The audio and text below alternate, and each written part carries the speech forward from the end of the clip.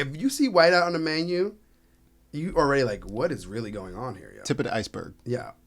And then you don't have any credit with them. You're already in the back of your mind. It's like, bozos. Yeah.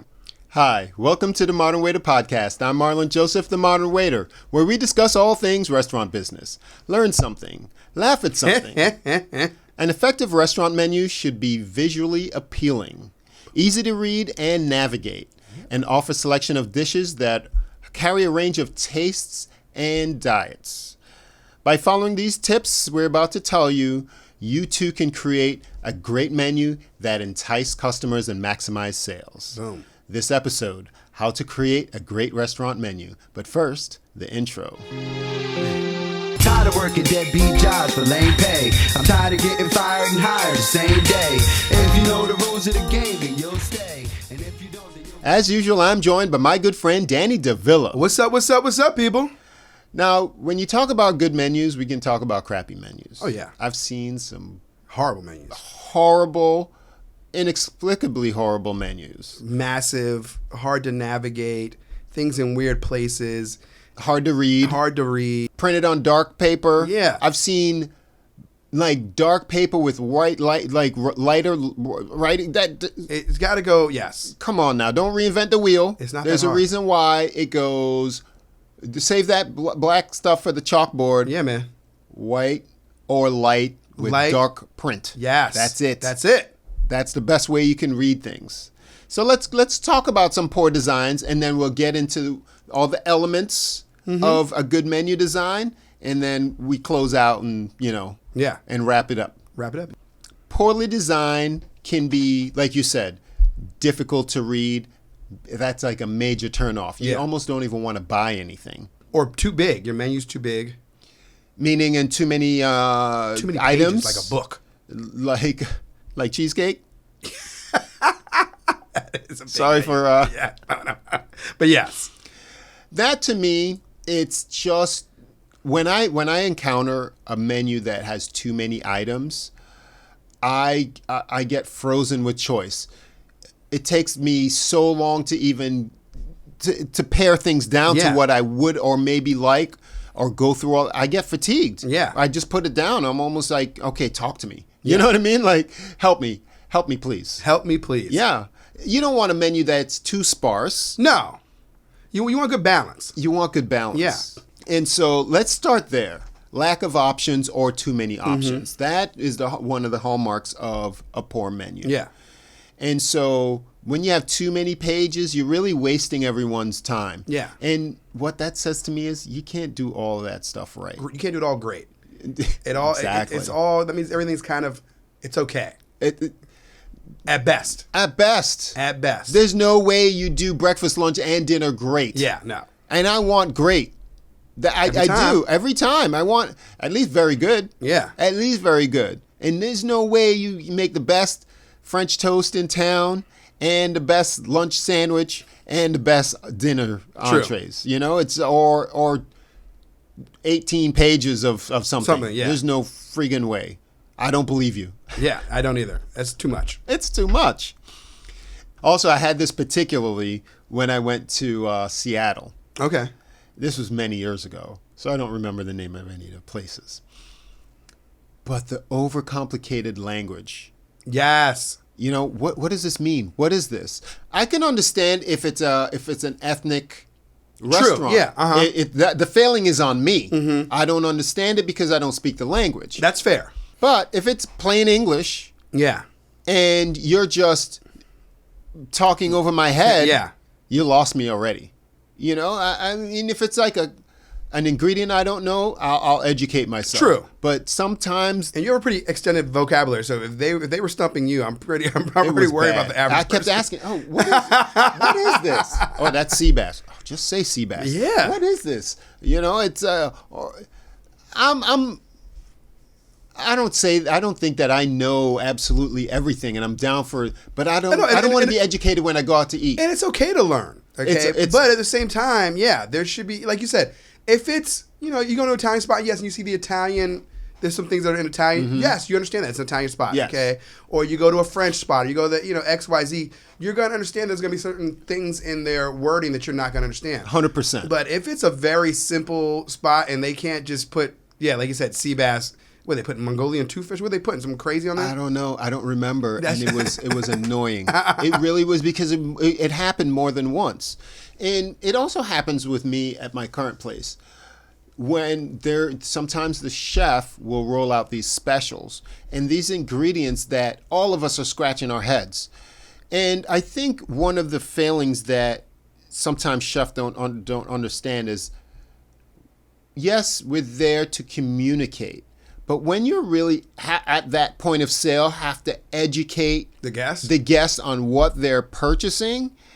Your influence starts to go down. Yeah. If it's just one or two things and it's fine. If it's a part of the description, yes.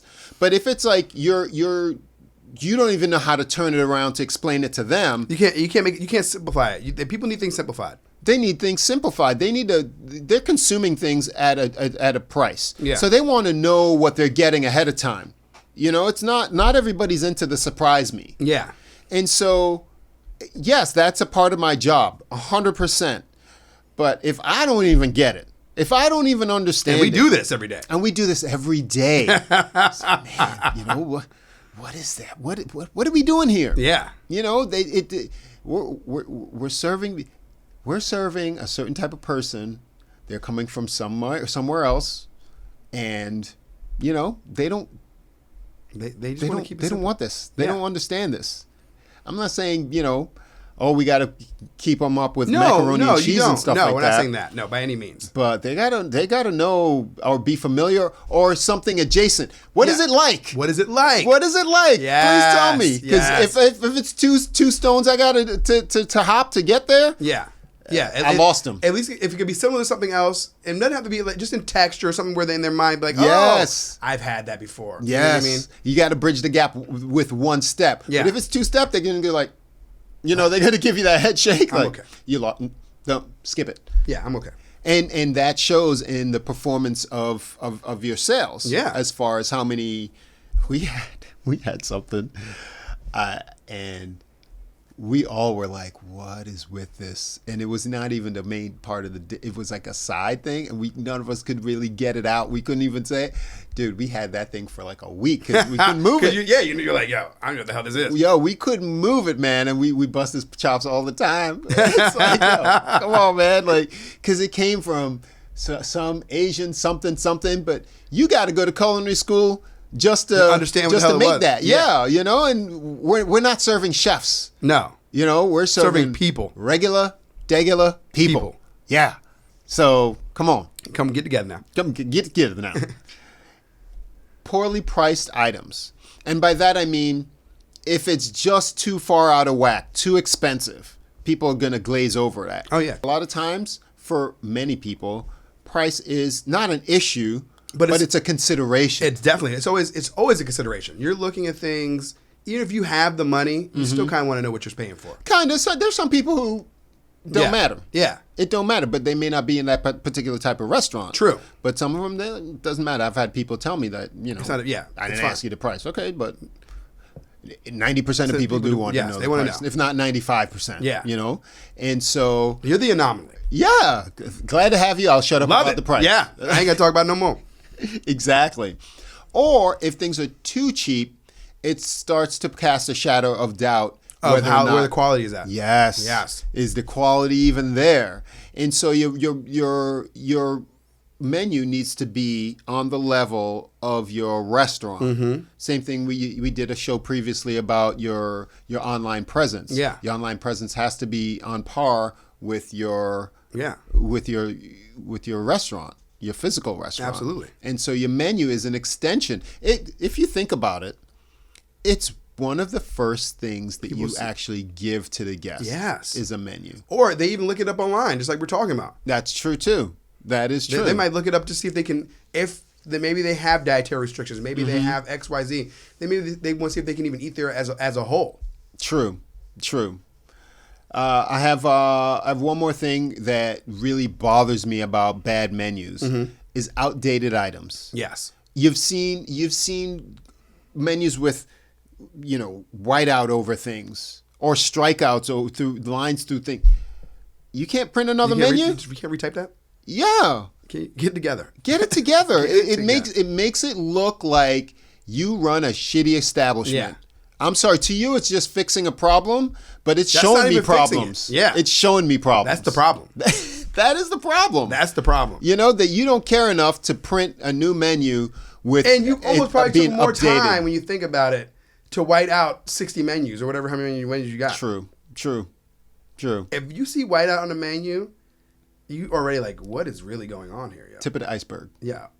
And then you don't have any credit with them. You're already in the back of your mind. It's like, bozos. Yeah. I get it, but I've seen it. How many times have you seen it? Yeah. I've seen it several times. Yeah. Especially those a lot of places with those big ass menus I was talking about. Yeah, that's true. Because they have whole sections that are not available anymore because they have these huge menus. Yeah. Stop it. You just pare it down. It can only be easier for your kitchen and Keep your it classy. food cost and Yes. all that stuff. Do what you do right and do it right. And do it right. Just start with your 12 to 15 items, and then if you want to have two specials, maybe one, that's it. Call it a day. Call it a day. Yes. Absolutely. So now let's go into how to create an effective menu, a great restaurant menu, because it's very purposeful. It's not just writing stuff down. Placement has to do with it. How much the overall. Let's talk materials first. Sure. Because you're gonna before you read it, you're gonna touch it. Yeah. I still work there, so. The most common material, paper. Paper, yes. And Whether it's laminated or however the feeling or. so the laminated I'm going to put onto plastic though. Okay. Because there are these almost indestructible menus that are beautifully printed. I love those things. I love those. I know exactly what you're talking about. Because they're easy to clean. Yep. They don't fade. They don't crease, wrinkle, rip, or tear. Beautiful. I mean, Love it. I love it. I love it. Paper menus, if you're just going to handle the paper has to be Quality. quality. Yeah. I mean, if it's I can understand if it's a lower priced restaurant, you don't need to go have this really heavyweight in that paper. case, then you can put it in. It can be put in like a in a that holds sleeve? the paper. Yeah. Okay. Something that can hold the paper and still look nice while it's presenting. Like you want to have something interchangeable. That's fair. Yeah. You know what I mean? Yeah. Easy to print, easy to interchangeable, but at the same time, it just needs to be where you're not dealing with just holding paper or just holding something, and it can still have a nice presentation to it. Just please don't let it just be plain old 8.5 by 11 regular paper. Like the paper you hold in your hand. Like the paper I'm holding in my hand. If this is your menu, I ain't got time for you. not even like barbecue places got that. Yeah. They go with the chalkboard and I'm fine with it. Yeah. That's at least that's static. It's right there on the wall. Boom. You know what you're getting into. Yes, easy to read, things like that. So I feel like that's how it should be. Yeah. Because that's going to be another menu material is wood. Yeah. Like some And that could fit your style. Like That you said, could like fit a your barbecue style. spot or a spot, that's just chill. It has 10 items or 5 items, but they do it well. Yes. And it's a specialized spot. You can have a very simple menu that way. Man, and it still work. Sometimes it's an expansive menu. Yeah. It could be 10, 20 items. Yeah. But I like the wood. Obviously it's heavy. If it's individual menus, I've seen them I've seen like wood clad. Yeah. Or they'll have the paper on top of The wood, which there's something I kind of dig, something like that. That's kind of cool. It feels good. You can. It's still a feeling. Yes. You know what I mean? And it's interchangeable and it's fine. Yes. I'm okay with something like that. Yes. It's literally one of your first impressions that you're gonna have of what am I getting into versus what am I getting into like this. Like what am I getting into? Yeah. But if it's like something. If Whatever it's tangible, your material, you want it tangible. Yes, you want it tactile. You want to feel good. Leather is another one. A leather. I've had those. Oh, I'm like, man, I'm about to spend some money. Yes. And those are great too because you can open them up, and then you have two sides, and you have boom. Or it could be one piece and it's just leather. Yes. And that's just a nice looking menu in itself. It communicates something special. Yes. I can only imagine how doggone expensive they are, but the overall message that I'm saying here is be purposeful with what you're presenting because that part matters. Absolutely. I personally don't care for plastic sleeved menus. No. They feel greasy, they're just hard to clean. Yeah. They keep the paper clean, But they're hard to clean. but I'd rather you keep me clean. Yeah. Okay? I really don't want to feel slippery and all that stuff, especially when it's busy. There's somebody not going down in between each individual ones, And so I would prefer to have the loose leaf paper because I know it's crisp and I just got the only one and things like that. That's where it, to me, is perfectly fine. If I have a nice printed menu on one of these and I know it's a one-off. Yeah, it's one and done. One and done? Very, very, very COVID-ish, if you want to call it. True. We were going through menus like water because That's you had true. to, but it made sense. Everybody was like, and that's when you can do something like that. Yes. You can still have the presentation on there, maybe have like a little design around it, and it don't gotta be crazy, but at least it looks presentable and you throw it away when you're done. I would prefer that. Yeah. Over a friggin' QR code menu. Absolutely. All day. I hate QR codes, first of all. They drive me crazy. Stop it. I don't look at my phone. I mean, I know everybody else is on their phone all the time, but I don't. If I'm at a restaurant, I came to the restaurant. I come look at my phone. I came to eat, dine, and really enjoy myself. It's not a good. And if I'm on my phone, it's for something totally different than looking at the damn menu. It's not. It's like a menu just does not come out. It doesn't navigate well on the phone. No, it does not. Because then you're like lifting. Let's say you ain't got good eyes. You got to open it up now. You got to close it up. Because they're not making a special menu that fits the phone. That fits the phone. Yeah. They're putting the menu. They're putting a PDF. They're forcing the menu into the phone almost, like to say. Exactly. You're accessing the menu through the phone, put it that way. Yes. But if you're going to do that, have it be a part of the phone, like that app. Yeah. Okay? That needs to be, that's the only way it's forgivable because then I can manipulate it the way you want to. Much easier than, looking away and then it's where it's gone. I got to go back into the URL and things like that. It's not a great experience. If I got to go back in more than once, I'm already upset. I'm already upset. And I just don't. Yeah. And I've chosen places because I know they have a QR code in the middle of the thing, and I don't go back. Yeah. Because I don't want that. I've been to places like, you don't have a paper menu? Can I just have a paper menu? Just give me a paper menu, please. I'm okay with I know you got them. I know you got them. I know you got them. You got to have them from somebody, yo. It's one of those things that it's not, to me anyway, it's not a step in the right direction. No. It's not. Because consider this. I order food online all the time, okay? And the menu there is way more functional because it's a part of the app. Yeah. I can actually see and go into a menu item and see what the choices are and make choices there. Absolutely. But if you wouldn't get any sales out of me, if I had to go to a PVF and squint and stuff and then move over. Yeah. That's the pain in the butt. When it's a part of the app, like you say, if you're just pushing every boop, boop, yes. Okay, yes. We get it. That makes sense. 100%. I dig it the most. Yeah. Now, we talked about the plastic. Finally, the digital menu, if it's, and not just on your phone, but if it's an actual, sometimes people do that. Yeah, with they have the little things on the table. Yeah, so either a screen or something like that. I can almost tell what type of place that is. Yeah. I could deal with that. I'm okay. I mean, it's not ideal for me, but I'm not mad at it either. Yeah. But I'm also not trying to push the button. And I want my server taking my order. I'm not just trying to push it. At those spots, you can order your own food. Yes, and it's interesting. I feel like that's almost okay. I understand where my failing is as a person who wants things traditional, air quotes, okay? And that's not on the restaurant. I'm not going to blame the restaurant for going that way. No. I understand the advantages of that. It has advantages. You can pay right away. You don't have to wait for anybody. Yeah. You can fix your order if you need to. And several people can use they almost represent an employee that they don't have to have there taking an order. Absolutely. So I get it. Yeah. Now let's talk about what we came to talk about is how to do, like we talked about. Menu. Yeah, crappy menus. Yeah. A good menu. We started with the materials. Yep.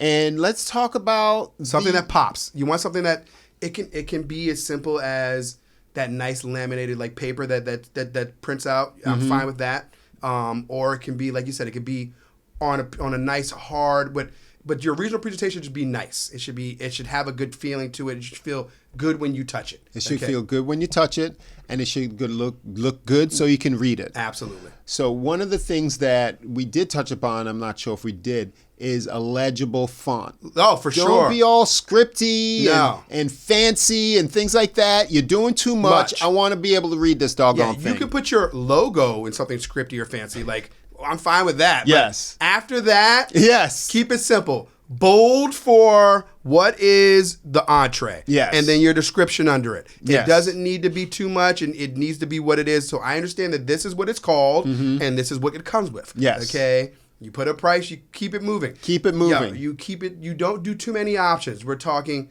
you break it down to normal sections, appetizers, salads, entrees, boom. Okay. Boom. You could put little descriptions on the side for dietary reasons. Gluten-free, this or that. This way people know what kind of options they have, but it doesn't need to be, you don't have to make I don't even need a whole section saying, hey, this is for keto or this is for that. I just need to know if it doesn't have nuts in it, doesn't have this in it. Okay. You know what I mean? Okay. Little stuff like that just to where, and it doesn't have to be everything, because the server is there. You should be able to ask the server that kind of question. True. But if you know definitively that people are going to come and be like, okay, this says they want a special omelet and it comes with this and that and the third, and okay, we know it's gluten-free, we know it's this, we know there's no this, I'm happy. Yeah. I gotta say nothing else to you. No, that's helpful, and that I agree with you. If you can be, because people come in for those things a lot of times. Do you have a gluten-free menu? Or I have this? And so they can almost understand what it is that they can have and can't have. Almost immediately. Yes, almost immediately. Huge. That is huge. For me, what about the menu language itself? Yes. It should be very descriptive. Yes. Okay. And that's why I went from where I said from the bold and to the you should have a description of what's under it. Now, if it says we can just make up an option. Let's say it says chicken parm. And then under it says, we know what chicken parm is. Yes. Okay. Under it says serve with linguine, with alavaca sauce, crostini, and something very, along those lines. Okay. That's just a simple explanation for a dish. Yes. Okay, but now you see the whole dish. You're having chicken parm with a pink sauce. It has a piece of bread with it. Boom. Agreed. I was more leaning towards the descriptive words, the sizzle words. Yeah. The juicies and the crispy and the melted and all those things. Those descriptive words should be in your menu. Oh, for sure. To be able to entice make it pop. people. Yes. You want it to pop. That's where I was going with it. And all those the descriptors you mentioned are very valid. Yeah. 100% agree with you there. And so there's also a technique in menu building called anchoring, where you set the tone for your price. Meaning, let's say you ever see those places that they have a surf and turf or a lobster or a cowboy steak. Yeah. And you see that, you're like, man, that's $75. But everything else is $30 and $40. It makes the $30 and $40 look average or cheap. Yes. Compared to the $70. Yes. So that is called anchoring. You're setting the anchor of what is basically, what's it called? What's going to be normal? What's normal here? What's this normal status? They do it with wine, the wine part of the menu. You always have that anchor there that, the 220, there's whatever. There's always a sick bottle on there. Yes. And not necessarily to sell them all out, but you have that there so you can see to the make price that point. $60 bottle, that $80 bottle look the 40, average. 40, $50, $60 bottles look, okay, this is where... If the cheapest bottle is starting at 40, 45. Yes. Okay, and it goes, but most of it is resonating between 50 and 70. You know what your price point is. Yes. Okay, we're talking about bottles of wine at this point. Yes. So and it works for food. Psychologically, if you did not have that anchor, you would then think that $60, $70 bottle was the top end. Yes. Basically, what you're doing is you're defining what the top is. Yes. So if you define the top, you're also defining the middle. And you're defining the thing. Because, listen, the highest margin is on the lowest cost items, particularly with bottles of wine. Absolutely. Let's just say. Yeah. But you also want to sell out your full range of things. You don't want to stifle the movement of your items. You want to have good balance. Yeah. You want to have good balance. So good menus utilizes that anchoring technique. Absolutely. So as we go through the show, if there's something that you do enjoy, if you find something very helpful to you, definitely give us a like, subscribe, and pass it on to a friend and tell them that you listened to the Modern Waiter podcast and it was pretty cool. We do appreciate your support in that way. And your feedback and all the above. Yes, we do listen to, we do read every email. My email is themodernwaiter@gmail.com, or you can follow me on Instagram at the Modern Waiter Podcast. How do you feel about offers on a menu? Like specials or limited time or seasonal items? It depends. And that's, you're going to see that on like more corporate or more, I've noticed stuff like I'll see like seasonal or stuff like that more at the corporate spot. Yeah. If you're going to do something like that, then it should just be a specials page. Okay. Like your core menu should be your core menu, and then you have, which could be on a piece of paper that looks good. Yeah. But that's throwawayable. Just this has specials on it. Now, there's some style restaurants, whether they're farm to table and things like that, they have their menu. They're announced it's a seasonal menu. No, which is fair. Yeah, like it Let me goes go like a season 54, something like that, where it changes, and it changes. You're going to that kind of spot where it does change, and I'm okay with that kind of a menu. Yes, but I'm also knowing I'm going to that kind of a spot. True. That's the feature that I was talking about. I like that idea because it allows me to take advantage of stuff that I know that's going to be there. And that's great. Whether it's fall and it's a pumpkin ravioli or whatever, or it's spring and you're doing this fresh apple or whatever. I don't know what that kind of thing. I know exactly what you mean. Yes. So that style is it's right intriguing. Up my alley. Yeah. Yes, it is intriguing. It lets you know what's in season. What's in season. Love it.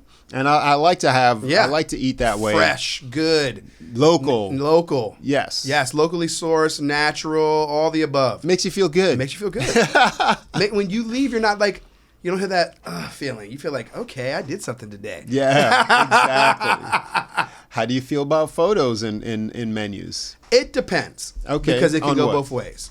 Okay. Lay it on me. Like I've seen menus with just they put photos and it's fine and it helps. But sometimes it's almost too much. You know what I mean? Or the photo looks like shit. Yeah. And that's a big turnoff to me. Yeah. So if you're going to have, and I'm okay with you having pictures in your menu. If you have pictures in your menu, they need to be lit right, done right. That to me is the sizzle. Yes. When you're selling sizzle, like you were talking about earlier, yes, a good picture is automatic sizzle because it's automatically tempting you to buy it. Let me tell you something. Pictures sell. Okay? If you put a picture of a certain dish, you're going to notice that dish is going to be ordered more. Absolutely. People, it's like Hannibal Lecter said, they covet what they see. Yep. Now, like you said, if this is not a professional picture. No. If you just took out your picture and it's all, your phone, I should say. And it's like an elevated, it's like right on top of it, or it doesn't have any depth to it. It doesn't have any real, and then it's not lit well. Correct. You want it lit well. You want all the above when you're doing good pictures, okay? When you're doing pictures on a menu. Know that unless you know what you're doing, if you think you... Yeah, if don't guess on the picture. It needs to be professional. It needs to be professional. Yeah. Yes. No shadows and this and that. It needs to be the way it should be. Yeah. Food photography. I enjoy photography. Yeah. Food photography is a whole other thing. Love it. Because those items aren't that ain't syrup. That's motor oil. Exactly. Yeah. But that's fine. Yeah. No. But you gotta. That's what sells it. Yeah. You're gonna get syrup when you come in. Absolutely. But syrup don't really. Milk does not. It don't sit like that. It don't look like that. It don't look like that. It ain't beautiful. It ain't picturesque. Okay. Yes. Look at them ridges. Yes. Oh man. Exactly. So photos are good when done well. Yes, absolutely. I agree that. I went to Ale House last night. Haven't been there in a while, but I love Ale House. Me and my daughter like going there. It's still around? There's not the one I used to go to. I had to pick up. You had to go far and wild. I did. I had to go out of my comfort. Where'd you go? Hollywood? Yep. Okay. Went gotcha. there and I actually had really good service. Service was amazing, but they had really good pictures on the menu. Yeah. It had, like I said, it's a normal. You're like, I want that. Yeah. Yes. It was a point kind of situation. I pointed at what I wanted last night. Yes. And I haven't done it in a long time. Yes.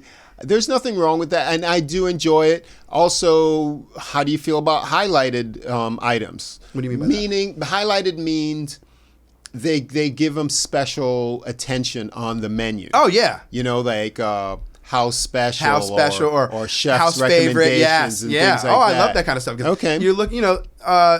It's almost like signature dish. Yes. Yes. Yes. Okay. Thank you. Yes. It answers the question, what's good here? Exactly. And if you put that on your menu, I hope it's banging. It better be banging. It needs to be at that point. It needs to be. Yes. Because you've already sold us on that dream, so you better reinforce the dream yourself. And for whatever reason, I find that when items are highlighted on a menu, they are the bangers. Yes. Yeah, absolutely. You can hang your hat on that. Yeah. You can come in for the chicken schnitzel. Yeah. It's like, right? You can rely on Yes. it. You're like, that's my thing banger. right there. I'm Yeah. gonna get that. Really? Chef recommends? Yes. Okay. I love that kind of stuff. Yeah. Because it's a shortcut. Mm-hmm. I really don't. Honestly, I don't want to read the whole menu. I don't. I just want. I come in with. I'm in the mood for X, Y, Z. And then I'd look in that direction. And I look in that direction. If I'm not in the mood for pasta, I'm not even looking at that. I'm not even thinking about it. Yes. Very rarely am I open to anything. No, yeah. It's just like, I'm into something light. Yep. I'm into something, this or that. And then I gravitate to that. That's why it feels like... I know when I want a salad. Mm-hmm. I go somewhere and I'm looking for a salad. I think it was out maybe by myself less than a month ago, and I really wanted a salad for dinner. I looked at 3 or 4 different menus online, and was looking in the location where I was at. And the original location I was going to go to, they didn't have anything like that. So I ended up going to a spot which was right up the street from it. Mm-hmm. Got an amazing salad, had an amazing atmosphere, and then went to the spot to go meet my friends. Oh, and it was perfect. Okay, yeah. You pre-ate. I pre-ate. Okay. Because I knew they didn't have what I wanted for what I wanted. You know what I mean? That makes sense. And I'm going to do that. Thank you. Because I eat a certain way. Exactly. And I know sometimes when I go places, I don't want to be a bother to anybody. No, exactly. But I also want to... You want what you want. You want what you want. So I found something which was right in the neighborhood. Mm-hmm. I was able to park my car, go to the spot, and then walk to the other spot. It was perfect. And I really enjoyed the meal I had. And then I went there satisfied, ate what I wanted to eat. My body was where I wanted it to be at, and then I went to go enjoy some drinks and have a good time. Good stuff. I'm gonna add that into my repertoire. Very nice. How about storytelling? Like it tells the story of the restaurant, or tells the story of the... Sharing the backstory behind a signature dish. Okay. I've seen that happen. Yeah. On older places for sure. Yeah, my grandmother's recipe from so-and-so, or this is a traditional Peruvian whatever. Yes. It kind of gives you a connection to the dish. Spot. Yes. Absolutely. Yes. And that also is on the style of restaurant. It's going to fit like a Mexican place, or a place where, or like you said, Peruvian, somewhere with flavor. It helps to... It has also, that old world feeling to it. Yes. And I feel like a lot of times menu items are a fusion of certain things. Absolutely. And if I can get the history or the connection, the story behind how this dish came about, yeah. I would more likely be connected to trying it, to say it's part falafel, part this, or it's a fusion between this and this. An explanation, if you will. Absolutely. Not just a storytelling. An explanation about the genesis of the dish. I would appreciate that is cool. that. As long as it's not like a wordy story. Yeah. But more in the part of the description. Mm-hmm. Boom. Boom.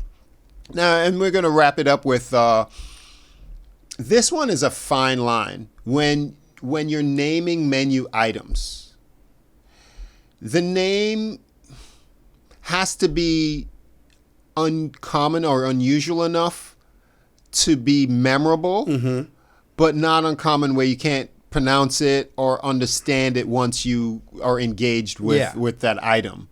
And so the name should pop a little bit. Yeah, like creative names. Yeah, it doesn't need to be overly, but yes. Yeah, I like... And you can use descriptive words in there too, like you're saying, like creamy or this or that, and then really kind of push it to because it could be something simple. Yeah. But you add those popping words to it, and then it makes the dish better. They do that a lot with drink menus. Yes. Oh, this is the pomp and circumstance. You know what I mean? And then they build the dream that way. Those things, like, you really, like, when you have a unique name to a dish, it really is going to... okay, let's just say you have this is a old school thing, a Monte Cristo. Boom. Right? Yeah. Now, a Monte Cristo is an old school sandwich that you can get almost anywhere. But if you go and you say, oh, I want a count of Monte Cristo, you can only get it at Bubba's or wherever. Yeah. Because you are almost branding that. Yes. Yes. It's like blue magic. Yes. and that I would encourage you to. Yeah, don't be stepping on my, that's a brand name. I guarantee it. So that I think is a really good idea. Branding your food is solid. Branding your food. Give it a unique name. And then you connect it to your particular restaurant. Oh, yeah. And people can... Restaurants are all relationships. Yeah, for sure. You can get food almost anywhere. Yeah. You can't get a connection and that I feel is we make that connection with the physical space, with the menu, with the silverware, with the dishes, with the atmosphere. Is your seat hard, cold, soft, high, too high, everything. Yep. It's all a relationship. You're so right. And even just we're talking about with the name of the food. So like I said, I went there the ale house last night. I got some zingers. They're just chicken tenders, but they are zingers. True. Okay? Good job. Yeah. Good job by you. Yes. That is true. That is true. Now, here's something that is very overlooked on a menu, and I'm gonna let you go on this one. The pricing. Okay? I mean the actual pricing. One technique that restaurants use is not using the dollar sign. So psychologically, it goes along with when you go on a cruise, they give you a card or a wearable. Or you go to Disney, something's connected to your to card. your room or whatever. So it removes you from the idea of the spending money. Of the spending of the money. So it's not $1 or $25 or $50, it's $59. I don't say dollars when I mention price. I just say the number. It's $52, not $52. That's almost like the whack in the head to to kind of wake you up and go, damn. So they like the printing on the menu. A lot of times they just round up and they don't put the point whatever. It's just 32. Very simple. 41. Simple. And it really comes smooths over the So that's the bonus thing right there when you're writing a menu. Leave the dollar sign off and consider just put the number. Just put the number, a whole number, nice round number, and be done with it. Depending on the style, because if you're counting dollars and cents, then it's, it makes sense. $14.50. It's $14.50, it's $14.50. I get it. Yeah. But consider dropping off the dollar sign. Yes. For sure. For sure. And a lot of them, they take off the point and then just put the cents on top. It's another... Oh, yeah. Or they won't put the 50, they'll put 14.5. I've seen stuff like that. Yeah. So it's still a crisp. There is no zero at the end. It's just a nice crisp. Yeah, they still don't look like money. Yeah, exactly. And look, I've seen that a lot of different, like I said, very simple. If it does have a change, it's only going to be the first to the dime, not to the True, not to the penny. And whenever I go out, I don't know if any of you out there do this. I know I talk to one listener all the time, and he sends me pictures of menus and tea setups and things like that, and I enjoy it. And some of them I do share on Instagram. So if you have any menus, whether good or bad, share your menu. Oh, I forgot one of the most important things: spell check. Oh, yes. Spell check your menus, people. Oh, my God. If your menu has... the anus burger instead of Angus burger. Spell check your menu. Okay? Yes. Proofread. Look like you know what you're doing. Not just spell check, proofread. Because proofread and spell check. Sometimes the word's spelled right, but it's the wrong word. Yes. Yes. Proofread and spell check. Yeah, very important. Yes. With that, we're going to let you go. We do this for you each and every week. We'll see you next time. I'm Marlon Joseph, the Modern Waiter. I'm Danny Villain. Subscribe, people. We will see you next week. Later. Yeah.